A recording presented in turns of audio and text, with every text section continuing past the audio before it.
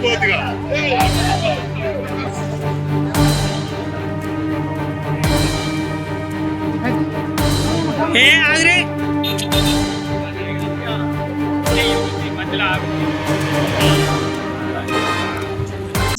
రాష్ట్ర కార్యదర్శి ఎమ్మెల్యే కూనంనేని సాంబశివరావు గారి దగ్గర మనం ఉన్నాము. సూర్యాపేట జిల్లాలో జరుగుతున్నటువంటి మహాసభలకు హాజరు కావడం జరిగింది. సార్ని కొన్ని విషయాలు అడిగే ప్రయత్నం చేద్దాం. సార్ నమస్తే సార్. ఆపరేషన్ కగారు, ముఖ్యంగా మీ ఎర్రజెండా నాయకులంతా కూడా ఆపరేషన్ కగారును ఆపేయాలని కేంద్ర ప్రభుత్వంపై ఒత్తిడి చేస్తున్నారు. కానీ కేంద్ర ప్రభుత్వం మాత్రము దాన్ని పట్టించుకోవటం లేదు. దాన్ని ఎలా చూస్తున్నారు? కేంద్ర ప్రభుత్వ వైఖరి కమ్యూనిస్టులని, ప్రత్యేకించి మావోయిస్టుల ద్వారా ముందు వాళ్ళని అంటే ప్రశ్నిస్తారు కాబట్టి కమ్యూనిస్టులు లేకుండా చేయాలనేటువంటి ఒక వాళ్ళకు బహిరంగ కుట్రే, అది బహిరంగ రహస్యం. వాళ్ళు జనరల్గా కూడా చెప్తానే ఉంటారు, మా మొదటి శత్రువు ముస్లింలు, రెండవ శత్రువు క్రిస్టియన్స్, మూడవ శత్రువు కమ్యూనిస్టులని. ఆ క్రమంలో వాళ్ళు బరిదెగించి మరి రాజ్యాంగం మీద ప్రమాణం చేసినటువంటి ప్రభుత్వం అది.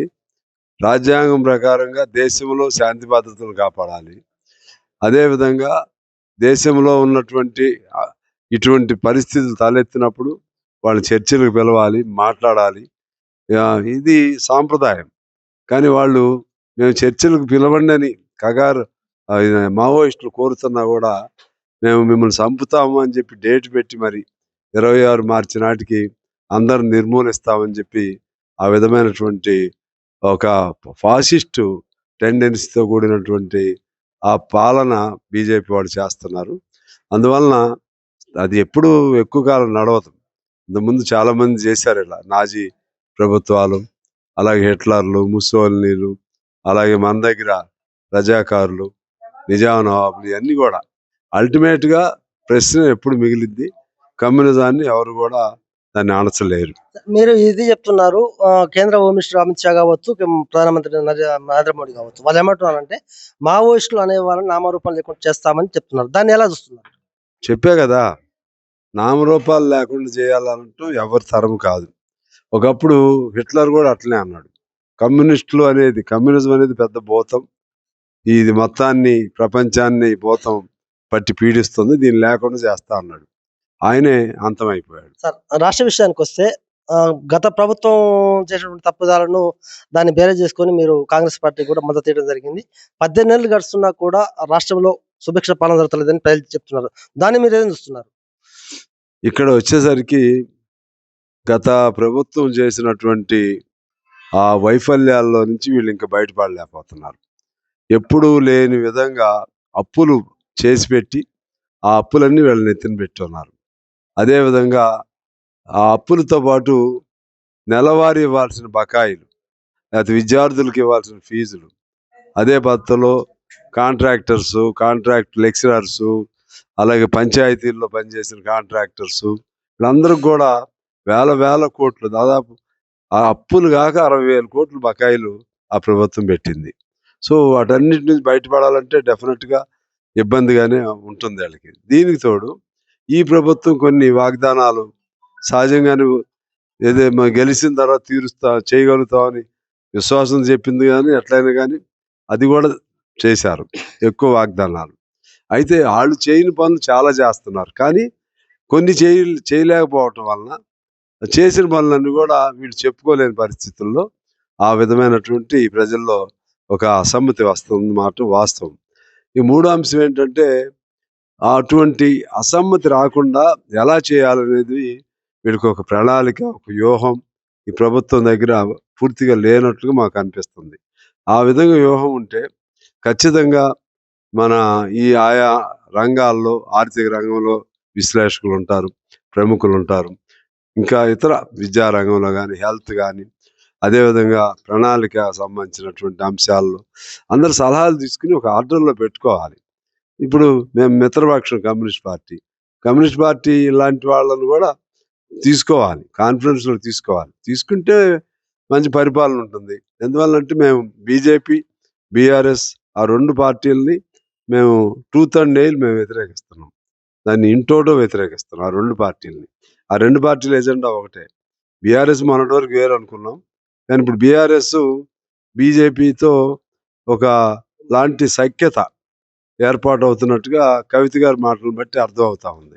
అందువలన కాంగ్రెస్ ఉండాలని మేము కోరుకుంటున్నాం, కానీ అదే సమయంలో ప్రజారాంచకమైనటువంటి పాలన అందించమని డిమాండ్ చేస్తాం. అందించకపోతే ఉద్యమాలు కూడా చేస్తాం.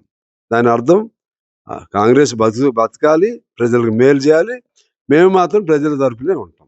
చివరిగా చెప్పండి, కాళేశ్వరం ప్రాజెక్టుపై కేసీఆర్ నోటీసులు ఇవ్వడంతో జాగృతి ఆధ్వర్యంలో కవిత గారు మొన్న ధర్నా చేయడం జరిగింది. దాన్ని మీరు ఏదో చూస్తున్నారు? ఇప్పుడు నోటీసులు ఇవన్నీ కోర్టు లేకపోతే విచారణ సంస్థలు జరిపేటువంటి, ఇందులో ఒక వ్యక్తి కుట్రల ద్వారా అయ్యేవి కాదు. ఇది సహజంగా దాన్ని మేకప్ చేసుకోవడానికి ధర్నాలు ఇవన్నీ చేస్తారు. దాన్ని అంత సీరియస్ గా తీసుకోవాల్సినటువంటి అంశం కాదు. మన దగ్గర ఎమ్మెల్సీ గారు ఉన్నారు. సార్ నమస్తే సార్. క్యూన్యూస్ తరఫున మీకు ధన్యవాదాలు. ఇప్పుడు మనం చూస్తున్నాము రాష్ట్ర ప్రభుత్వము కొన్ని కొత్త ఏంటంటే రాజీవ్ వికాసం కావచ్చు, లేకపోతే ఇందిరా మైండ్లు కావచ్చు, ఇవన్నీ కూడా పెడుతుంది. కానీ పెద్ద ఎత్తున అవకతవకలు జరుగుతున్నట్టు కూడా తెలుస్తుంది. ఎందుకంటే పార్టీ కార్యకర్తలకే ఇవన్నీ ఇస్తుంది కూడా ముందుకు వస్తుంది. దాన్ని మీరు ఏం చూస్తున్నారు? ముఖ్యంగా గత కాంగ్రెస్ ప్రభుత్వం ఇచ్చినటువంటి హామీల విషయంలో ఇందిరమ్మ ఇళ్ళు కానీ లేకపోతే సంక్షేమ పథకాలు కదా, ముఖ్యంగా ఎవరైతే పేదవాళ్ళు ఉంటారో, ఎవరైతే అర్హులు ఉంటారో వారికే అందేసే విధంగా ప్రభుత్వం ఆలోచన చేయాలి. గత ప్రభుత్వం మొత్తం కూడా సంక్షేమ పథకాలు, అది దళిత బంధు కావచ్చు, లేకపోతే రైతు భరోసా, అనేక పథకాలు, సంక్షేమ పథకాలన్నీ కూడా గులాబీ కండువ ఉన్న వాళ్ళకే, చాలా మందికి కార్యకర్తలకి ఇచ్చినటువంటి దాఖలాలు ఉన్నాయి. అందువల్ల ఈ ప్రభుత్వం గత ప్రభుత్వం చేసిన తప్పులు చేయకుండా, గత ప్రభుత్వంలో జరిగినటువంటి అలాంటి ఆలోచన చేయకుండా ఈ ప్రభుత్వం ఒక నిష్పక్షపాతంగా, అంటే ఎవరైతే పేదవాళ్ళు ఉన్నారో, ఎవరైతే అర్హులు ఉన్నారో వాళ్ళందరికీ కూడా అందే విధంగా ఈ ప్రభుత్వం ఆలోచన చేయాలి. సరే, ఇందిరమ్మ ఇళ్ళ విషయంలో కూడా ప్రభుత్వం ఈ ఇందిరమ్మ కమిటీల పేరుతో కాకుండా గ్రామంలో గ్రామ సభల ద్వారా ఎన్నికైతే ప్రజలకు న్యాయబద్ధం జరిగేది. అట్లా కాకుండా ఇందిరమ్మ కమిటీల పేరుతోనే కొంత మేరకు అవకతవకలు జరిగినట్టు తెలుస్తా ఉంది. ఇప్పటికైనా జిల్లా అధికారులు మరి దాన్ని సమీక్ష చేయాలి. సరే, ప్రభుత్వం మాత్రం సంక్షేమ పథకాలు పేదవాళ్ళకి అందటానికి ప్రయత్నం జరుగుతూ ఉంది, కానీ ఈ క్షేత్రస్థాయిలో అధికారులు రేవంత్ రెడ్డి గారు ఏమంటారు అంటే రాష్ట్ర బడ్జెట్ దివాలా తీసని చెప్తున్నారు. ఒక పక్క సుందరి మనులు అంటే ఆ కోట్ల రూపాయలు పెట్టి కూడా వాళ్ళ ప్రోగ్రామ్ చేయించారు. దాన్ని ఏం చూస్తున్నారు? సరే, ముఖ్యంగా ఈ సంక్షేమ పథకాలు ఇవన్నీ కూడా ప్రభుత్వం అమలు చేయాలి. అందాల భామ పోటీలు అనేది కమ్యూనిస్టు పార్టీగా మేము వ్యతిరేకంగా ఉన్నాం. ఎందుకంటే మోడికెళ్ళి కూడా ఆ రకమైన అందాల పోటీలకు అనవసరంగా దుబారా ఖర్చు, అది కొద్దిగా అవమానకరం కూడా. అందువల్ల అలాంటి దాన్ని మేము వ్యతిరేకిస్తా ఉన్నాం. ఓకే, మనం సూర్యాపేట జిల్లా కేంద్రంలో జిల్లా మహాసభలో మాత్రం సిపిఐ రాష్ట్ర కార్యదర్శి గారు కావచ్చు, ఇటు ఎమ్మెల్సీ గారు మొత్తం కార్యకర్తలు కూడా రావడం జరిగింది. ఇప్పుడు మనం క్యూన్యూస్ అడిగిన ప్రశ్నలకు మాత్రం కూరంనేని గారు చెప్పేది ఏంటంటే ఆపరేషన్ కగార్ అనేది మాత్రం కేంద్ర ప్రభుత్వం దాన్ని నెత్తిన అదే భస్మాసుర పెట్టుకోవడం జరుగుతుంది తప్ప, ఎందుకంటే హిట్లర్ లాంటి వాళ్ళు ఎంతో మంది ఉన్నారు, పోయారు. కానీ మనం చూస్తున్నాము ఖచ్చితంగా ఆపరేషన్ కగార్ తప్పుపడుతున్నాము. అంతేకాదు రాష్ట్ర ప్రభుత్వం ఏదైతే హామీలు ఇచ్చాదో ప్రజలకు ఖచ్చితంగా అమలు చేసే వరకు కూడా మేము పోరాటం చేస్తాము, పోరాటం మాగదని చెప్తున్నారు. ఎందుకంటే మేము అధికార పార్టీలో మేము భాగస్వామ్యం అయినా కూడా కావాలనే మమ్మల్ని కొంత పెడదేవర పెట్టే అవకాశం ఉన్నా కూడా మేము ఖచ్చితంగా అధికార పార్టీపై మేము ఎప్పుడు కూడా పోరాటం చేస్తామని కూడా కూరంనేని గారు పేర్కొంటున్నారు.